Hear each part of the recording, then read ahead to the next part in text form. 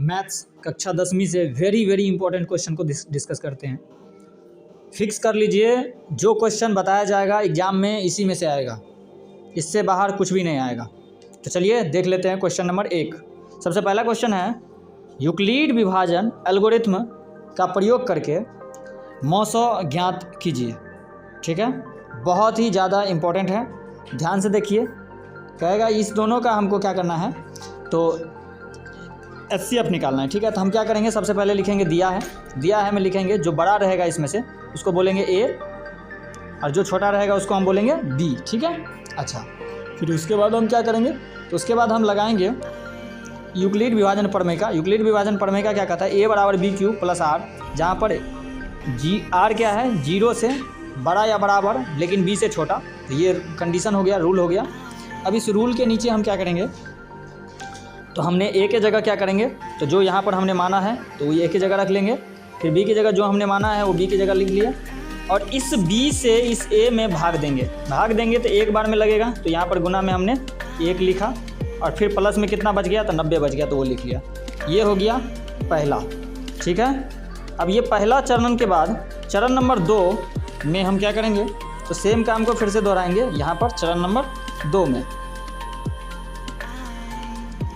तो ये चरण नंबर 2 में भी हम क्या करेंगे, यहाँ पर देखिए ये जो 135 बचा है, इस 135 को हमने उठा के यहाँ लाएंगे, 135 को उठा के हम यहाँ पर ले आएंगे, और उसके बाद ये जो 90 बचा है यहाँ पर, इस 90 को उठा के यहाँ ले आएंगे, फिर 90 से 135 में भाग लगाएंगे तो कितना बार में लगेगा, एक बार में लगेगा, और शेष कितना बच जाएगा, तो 45 शेष बच जाएगा। ठीक है, ठीक है, इसी काम को अब रिपीट करेंगे।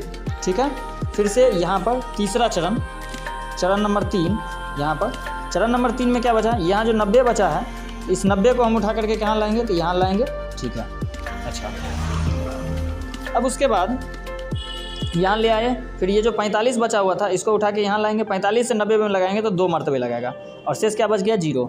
तो ये इस प्रकार से जब यहाँ पर शेष मेरा 0 आ जाए, शेष मेरा क्या हो जाए, 0 आ जाए, तब हम क्या कहेंगे, किससे लग गया, तो इस 45 को लगाने पर शेष मेरा 0 आया। ठीक है, तो ये क्या हो गया, मेरा HCF हो गया क्या, तो 45। HCF क्या हो गया मेरा, 45। बात समझ में आएगा, मतलब हमने यहाँ पर कितने चरण लगाया, तो हमने यहाँ पर 3 चरण में प्रोसेस को कंप्लीट किया। क्या किया हमने सबसे पहले, तो हमने सबसे पहले किया, तो जो संख्या 2 दिया था, एक को A माना, फिर एक को B माना, फिर यूक्लिड विभाजन प्रमेय का रूल लगाया। क्या रूल है, तो A बराबर B³ प्लस R, जहाँ पर R क्या है, तो 0 से बड़ा या बराबर है लेकिन B से छोटा है। फिर वहाँ पर हमने A के जगह 225 रखा, B के जगह 135 रखा, 135 से 225 में भाग लगाया तो 1 मरतबे लगा, फिर उसके बाद 90 शेष बच गया। फिर 135 को हम दूसरा चरण में 135 में 90 से भाग दिए, फिर 90 में 1 मरतबे लगा, और शेष कितना बच गया, 45 बच गया। और इसके बाद क्या किए, फिर 90 में हमने 45 से भाग लगाया, 2 मरतबे लगा, इस बार शेष 0 आ गया। जब शेष 0 आ गया तो किससे लगाने से शेष 0 आया, तो 45 से लगाने से आया, तो मेरा HCF कितना हो गया, 45 हो गया। बात समझ में आया। सेम काम हम क्या किए हैं, तो यहाँ पर किए हैं,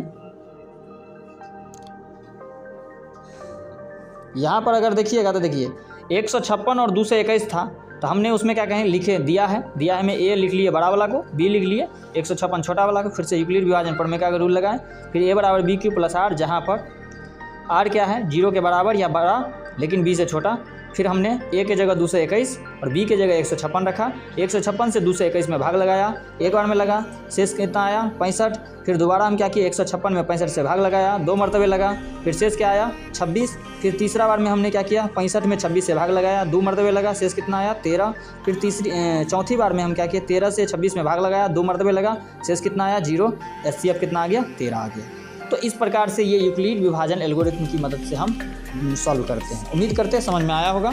चलिए, अभाज्य गुणनखंड की मदद से HCF और LCM कैसे निकलता है ना, तो हम इसमें क्या करेंगे, इसमें हम सिंपल काम करते हैं, दोनों का क्या करते हैं, अभाज्य गुणनखंड निकालते हैं। जैसे 26 को लिख सकते हैं हम 13 × 2, और 91 को लिख सकते हैं 13 × 7। दोनों में क्या है, तो 13 दोनों में है, तो जो दोनों में है उसी को हमको ज़रूरत है। तो ये हो गया मेरा, क्या हो गया, ये हो गया मेरा HCF, और जो दोनों में से एक ले लिए 13, और जो बच गया 2 और 7, तो ये दोनों भी ले लिया, पूरा को गुना करके 182, ये हो गया मेरा LCM। अब अगर बात करें, तो अगर हम चेक करें कि ये जो मेरा बना है ये सही है कि नहीं, तो इसके लिए एक फार्मूला है, ये कह रहा है दो संख्याओं का गुणनफल बराबर HCF गुणे LCM, ये फार्मूला है। तो हमने इधर पहली संख्या और दूसरी संख्या को गुना किया, फिर इधर के क्या किया, LCM HCF को गुना किया और देखें कि दोनों बराबर है कि नहीं।